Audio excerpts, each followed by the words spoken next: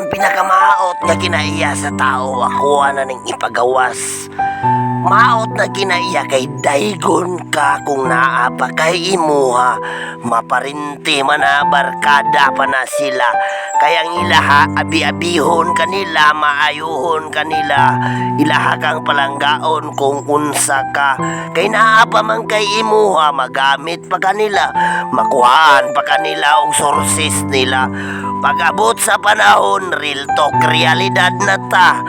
Pasagdan ka na nila, dauton ka, kay maot man na silag batasan, tirahon kang patalikod, maskin pagparinti pa na nimo, yaan pa na nimo, barkada pa na nimo, inon kang buang-buang, kay wa naman kay imo, maskin pag-igsuon pa na nimo siya, inon pagagtarantado ka nga pagkatao, mo na real talk kung realidad, di harataman. Shout out sa inyong tanan, Jobless, Marijuana, Rastafari.